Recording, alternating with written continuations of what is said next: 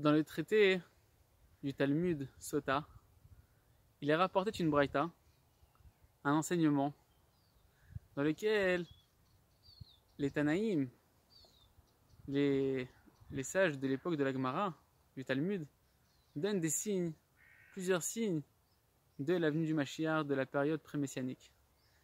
Et on va s'attarder sur le dernier point qui est ramené à cette braïta.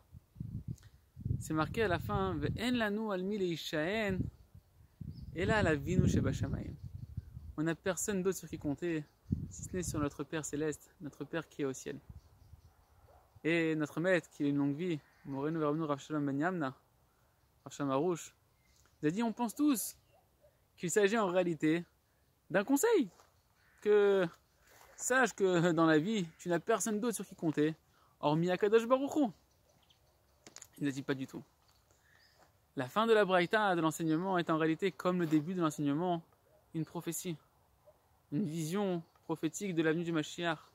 Que lorsqu'on en arrivera au moment de la Géoula, lorsque l'on s'approchera du moment de la délivrance, alors Hachem organisera les choses de telle sorte à ce que on se retrouve tous dans une situation où l'on sent à l'intérieur de nous profondément que l'on n'a personne sur qui compter, hormis notre Père qui est au ciel, que tous, on va se retrouver dans une situation où on va lever à l'unisson les yeux vers le ciel en se tournant vers Hachem, en ayant de l'espoir et de la confiance que vers Hachem.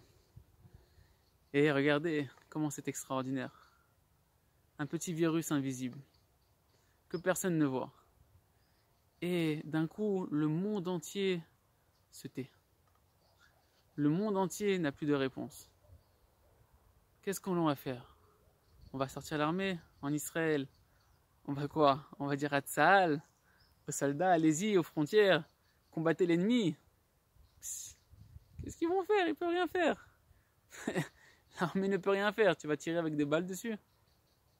Non. De la même manière que quelqu'un qui va en guerre, que Dieu nous en préserve, doit avoir la foi que chaque balle a son destinataire, Shem Ishmor. Alors on doit maintenant en ce moment se dire que chaque petit virus, il a son destinataire. Il n'y a que Akadosh Baruch Hu, il n'y a que notre Père qui est au ciel qui peut nous aider. Tu vas avoir confiance en qui? Dans les médecins. Et avant qu'ils trouvent le remède, il y a encore plusieurs mois. S'ils le trouvent, que Dieu fasse qu'on le trouve rapidement, B'ezrat Hashem.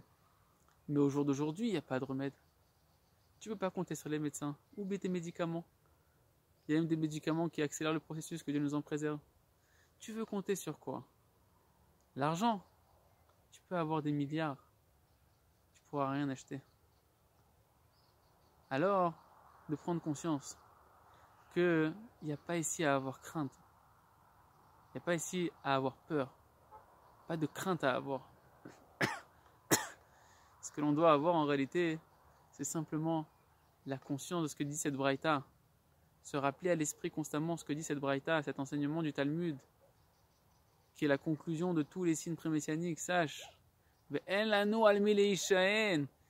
conseil qui est aussi une réalité et un conseil, c'est qu'il n'y a personne sur qui compter hormis Akadosh Baruch Hu.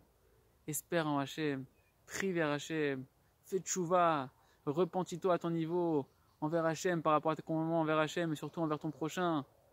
Et comme ça, B'ezrat Hashem, on pourra concrétiser l'espoir de tous les Juifs qui ont traversé les siècles et les siècles, de pouvoir voir le Mashiach ben David et la royauté d'Hachem s'affermir dans le monde, dans la joie et l'abondance.